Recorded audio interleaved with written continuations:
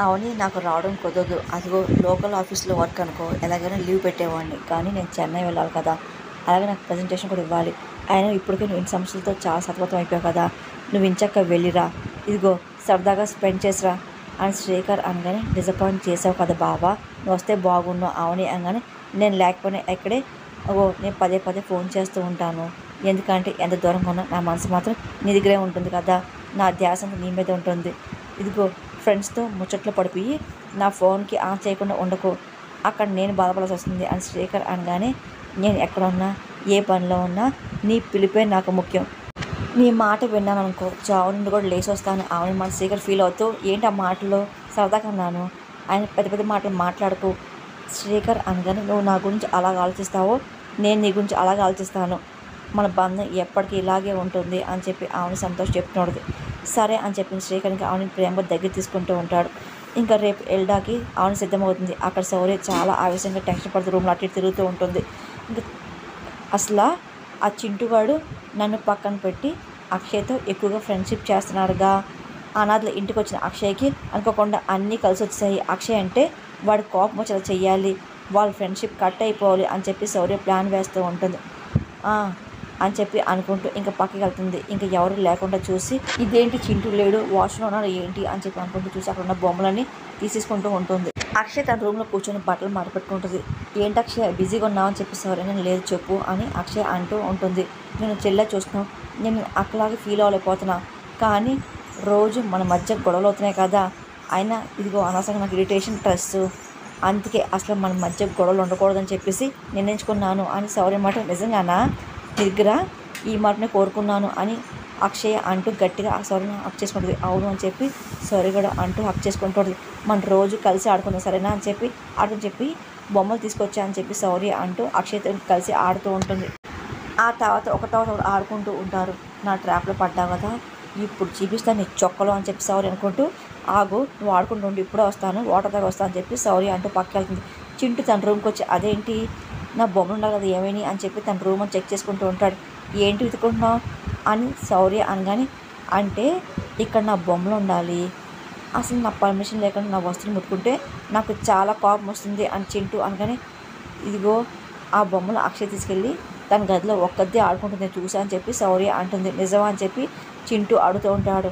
అవును నువ్వు తనతో క్లోజ్గా ఉంటున్నావు కదా ఇదిగో నీ తొక్కలో పర్మిషన్ లేదని చెప్పి అనుకుందేమో అని చెప్పి శౌర్య అనగానే చింటూకి చాలా కోపం వచ్చి ఆవేశంగా అక్షయ్ రూమ్లోకి వెళ్తూ ఉంటాడు. ఒకసారి చూసి చాలా ఆశపడుతుంటాడు. ఎస్ అని చెప్పి శౌర్య నవ్వుకుంటూ ఉంటుంది. అక్షయ్ చూసి నవ్వుతూ ఉంటుంది. చింటూకి చాలా కోపం వస్తుంది. ఏంటి చింటూ ఏమైంది ఎందుకు అలా ఉన్నావు అని చెప్పి అక్షయ్ అడగగానే ఇంకా ఇద్దరు ఫ్రెండ్షిప్ కట్ అని చెప్పి శౌర్య నవ్వుకుంటూ వస్తుంది.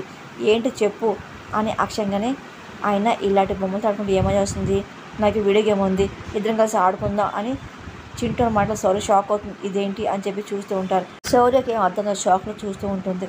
ఇంకో రా మధ్యలో కూర్చొని ఆడుకుందని చెప్పి చింటూ కానీ మన ఇద్దరేం కాదు శౌర్య కూడా మనతో కలిసి ఆడుతుంది ఇదివరకులా కాదు అని చెప్పి అక్షయంగానే ఏ ఆకలని చెప్పి చింటూ అంటూ ఉంటాడు. ఇదిగో ఏ మార్పు రాలేదు కాంట్ ఇప్పుడే ప్రూవ్ చేస్తా అని చెప్పి చింటూ అంటూ ఉంటాడు.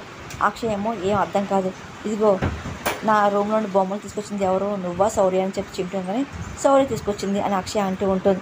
ఇది నా బొమ్మలు నువ్వు తీసుకొచ్చని చెప్పి రచ్చగొట్టింది అని చింటూ అనగానే శౌర్య షాక్ అయిపోతూ ఉంటుంది. నాతో అని చెప్పేసి ప్లాన్ వేసింది అని చింటూ అనగానే అది చెప్పడం తప్ప చెల్లి అని అక్షయంగానే ఆయన అక్షయ్ నా అనుమతి లేకుండా నా వస్తువులు పట్టుకొని చెప్పి నాకు తెలుసు నువ్వు అన్నీ అబద్ధలాడతావు అక్షయ్ గురించి నువ్వు తప్పు చెప్పనుకున్నావు నీ తప్పు బయటపడింది కదా ఇంకోసారి చేశానుకో గ్రాని దగ్గర కంప్లైంట్ ఇస్తా అని చెప్పి చింటూ అంటూ చెప్పగానే నా ప్లాన్ అంతా రివర్స్ అయిపోయింది అని చెప్పి వీడు నాకంట అసలు నాకు అర్థం కాదు రవసగాడు అని చెప్పి సారీ అనుకుంటూ కోపం వెళ్ళిపోతుంది. చెల్లి చేసిన తప్పుకి నేను సారీ చెప్తున్నా చింటూ అని అక్షయంగానే సరే ఇవన్నీ వదిలే ఆడుకున్నారా అని చెప్పి చింటూ అనగానే అక్షయ్ చింటూ కలిసి ఆడుకోవడం సారీ చూసి ఓరలేకపోతుంది. ఏంటి ఎలాగైనా మీ ఫ్రెండ్షిప్ భద్ర కొడతా అని చెప్పి శౌర్య మళ్ళీ అనుకొచ్చి చూసి చాలా ఆవేశంగా వెళ్ళిపోతుంది. చింటూ అక్షయ్ కలిసి ఆడుకుంటూ ఉంటారు. ఇంకా తెల్లారగానే ఆవిడ ఇంకా చాలా కంగారు రెడీ అవుతుంది. ఇంకా టైం కల్లా వెళ్ళాలి అలాగే పాత ఫ్రెండ్స్ కలవని చెప్పి అనుకుంటుంది. అప్పుడే ఇంక ఫోన్ వస్తుంది. ఇంకా ఫోన్ చేసి లిఫ్ట్ చేసి చెప్పు రేవతి అని అడుగుతుంది. ఏంటి బయలుదేరావా రేవతి అనగానే 10 నిమిషాలు బయలుదేరిపోతున్నాను అరగంటలకు ఉంటా అని చెప్పి అనగానే ఇదిగో చాలామంది వచ్చారు మనంగా తొందరగా వెళ్ళిపోతే బాగోదే పికప్ చేసి రమ్మంటావా అని చెప్పి రేవతి అనగానే ఏం అక్కర్లా నేను క్యాబ్లో వస్తాను అని చెప్పి అనగానే ఫ్రెండ్స్ అందరూ ఎప్పుడప్పుడు చూస్తా అని చెప్పి ఉంది ముఖ్యంగా నిన్ను ఎందుకంటే మనం కలిసి చాలా సంవత్సరాలు దాటిందిగా అని రేవతి అనగానే అవును నాకు కూడా అలాగే ఉంది. అవుని అనగానే ఇదిగో ఫోన్లో మాట్లాడుకుంటావేంటి, తొందరగా టైం వేస్ట్ చేయకుండా తొందరగా రండి మేడం అని చెప్పి రేవతి అనగానే సరే సరే అని చెప్పి అవుని నవ్వుతూ ఫోన్ పెట్టేస్తుంది. ఇంకా బయలుదేరి సిద్ధమవుతూ ఉంటుంది. ఇంకా రెడీ అవుతూ ఉంటుంది. అక్షయ్ వచ్చి ఎక్కడికమ్మా అని అడుగుతుంది. అంటే నీకు చెప్పడం మర్చిపోయాను, మీ నాన్న చెప్పాను, మీ నాన్న రానన్నాడు అంటే మా ఓల్డ్ ఫ్రెండ్స్ని కలుస్తున్నాను, నువ్వు వస్తావా, నేను పరిచయం చేస్తానని చెప్పి అనగానే నేను వద్దులే నువ్వు వెళ్ళమ్మా అని చెప్పి అక్షయ్ అనగానే ఇదిగో నువ్వు రావచ్చుగా అని చెప్పి అవును అనగానే మీరు సదా ఆడుకోండి, నేను ఇంట్లోనే ఉంటానులే, ఏదైనా చదువుకుంటాను లేదంటే ఆడుకుంటాను అని చెప్పి అక్షయ్ కానీ సరే నీ ఇష్టం అని చెప్పి అవుని రెడీ అవుతూ ఉంటుంది.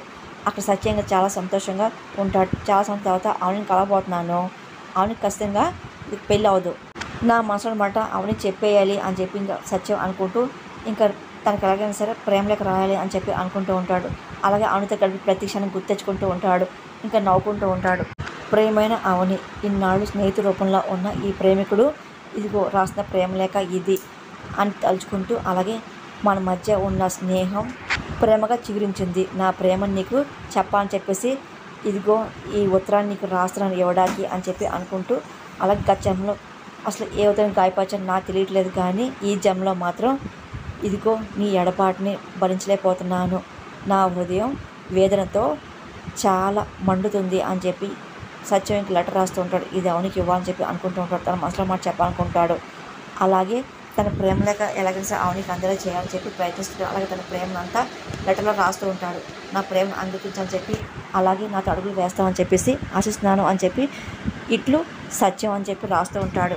అవును నీకోసం వస్తున్నా అని చెప్పి సత్యం అక్కడ బయలుదేరుతూ ఉంటాడు.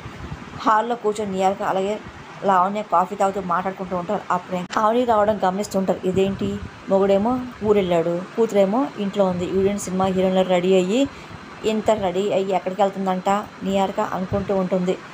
అవును ఆగు ఎందుకు వస్తుందో అడుగుదామని చెప్పి లావణ్య కానీ ఎందుకు అత్తయ్య చెప్పి వెళ్తుందిగా బయటకు వెళ్తేప్పుడు చూద్దాం అని చెప్పి నియార్గా అంటూ కాఫీ తాగుతూ ఉంటారు. అప్పుడు ఇంకా ఆవుని వస్తూ ఉంటుంది. వచ్చి అత్తయ్య అత్తయ్య అని చెప్పి ఆవుని వేదని పిలుస్తూ ఉంటుంది.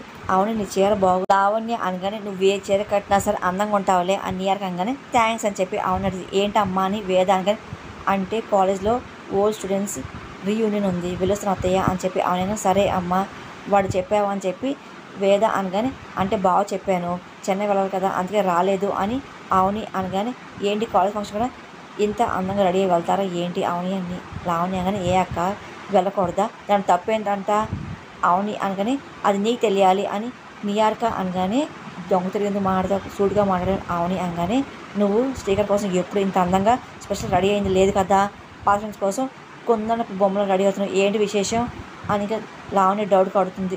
అవుని తను చూసుకొడుతుంది.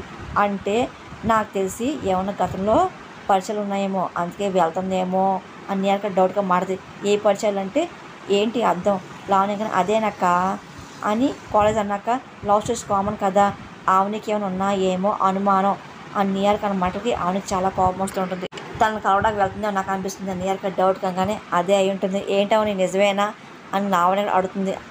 ఏంటి అదే కదా ఓపెన్ కాలేకపోతున్నాం అత్తగారు ఉన్నారని చెప్పేసి తను పక్కెళ్ళి మాట్లాడుకుందామా అని లావణ్య అనమాట నియార్క కొంతమంది నవ్వుతూ ఉంటుంది. అతను ఎవరు ఎలా మిస్ అయ్యారు లావణ్య అనగానే ఒక్కసారి ఆవుని కోపం వచ్చి నియార్కని లాగి పెట్టి కొడుతుంది. నీచుగానే ఆలోచించావు కదా అంటే చెంపదెబ్బ అని ఒక్కసారిగా వెళ్ళి లావణ్యని కూడా లాగి పెట్టి ఆవుని కొట్టగానే ఇంకా లావణ్య నియార్క షాక్ అవుతూ ఉంటారు. ఇదిగో దీన్ని వత్తాసు పలికే కదా నీ కూడా చెంపదెబ్బ సరిపోతుందా అని చెప్పి ఆవుని ఇంకా అంటూ నన్నే కొడతావు నిన్ను అని చెప్పి ఒకసారిగా లావణ్య చేతి కొట్టబోతుంది. ఒకసారి వేద వచ్చి అడ్డుపడుతుంది. వదలండి ఏంటి పెద్ద కోడనే కొడుతుందా, దీన్ని చంపేస్తే వదలండి అని చెప్పి లావణ్య అరుస్తుంటుంది. ఇంకా వేద గట్టిగా చేయబడుతుంది.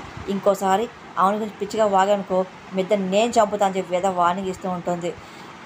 అడ్డమైన కోతులు పోసే వాళ్ళకి సరైన సమానం చెప్పావు ఆవుని అని వేదంగానే ఇలాంటి బుద్ధి లేని మాటలు మాడితే పళ్ళు రాలి చేతిలో పెడతా గుర్తుంచుకోండి అని ఆవుని వార్నింగ్ ఇస్తుంది. నేను చూస్తుంటా కానీ నువ్వు వెళ్ళు అని వేద అనగానే ఇంకా ఆవుని చాలా కోపం నియార్కని లావణ్య చూస్తూ ఇంకా బయటకు వెళ్తూ ఉంటుంది. ఇంకా నియార్కకి లావణ్యకి చాలా కోపం వస్తుంది. అప్పుడే ఇంకా పెద్ద గాలి వీస్తూ ఉంటుంది.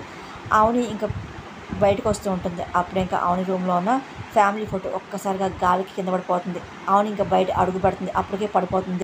నీకేమైంది లావణ్య నువ్వు అలా మాట్లాడుతున్నావు అని చెప్పి వేదంగానే మేము తప్పైనా మాట్లాడేవి ఏంటి నియార్కంగానే నువ్వేమైనా గొప్ప మాట్లాడావా అని వేదానగానే ఆవుని విషయంలో మాకు అనిపిస్తుంది మేము చెప్పాము తప్పేంటి అని నియార్కంగానే సంబంధించుకోకు అని వేదానగానే ఆవునికి అంత కోపం వచ్చిందంటే ఏదో తప్పు ఉందని చెప్పి అర్థం అని లావణ్యంగానే ఆయన తప్పు చేస్తే కోపం రాదు, భయం వేస్తుంది అనే విధంగానే అవును చాలా తెలివైందిగా ఇది బయటపడాలి బాగా తెలుసు.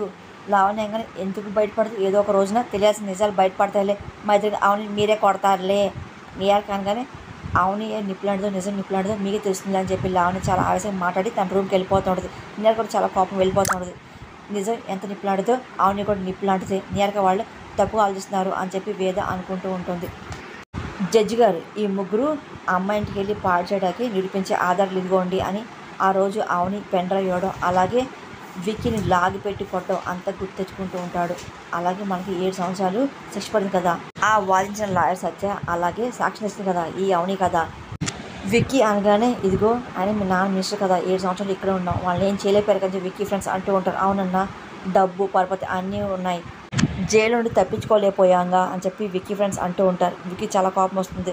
ఆయన మా నాన్న అధికారం పార్టీలో ఉన్నప్పుడు బెయిల్ రాకుండా ఆ సత్యం చేశాడు, ఇప్పుడేమో గవర్నమెంట్ మారింది కదా అందుకే ఈ గతి పట్టిందని విక్కీ అనగానే ఇంకా ఎన్నాళ్ళు ఇలా మనకి గతి అని చెప్పి విక్కీ ఫ్రెండ్స్ అనగానే అవుని ఆ సత్యాలు మన మనుషులు ఎంక్వైరీ చేస్తున్నారు, ఇదిగో ఇంకా లేట్ చేయకుండా అవునిని లేపేయాలి అని చెప్పి విక్కీ ప్లాన్ వేస్తుంటారు. అవుని చాలా సంతోషంగా తన పాత్రని కలడానికి ఇంకా వెళ్తూ ఉంటుంది.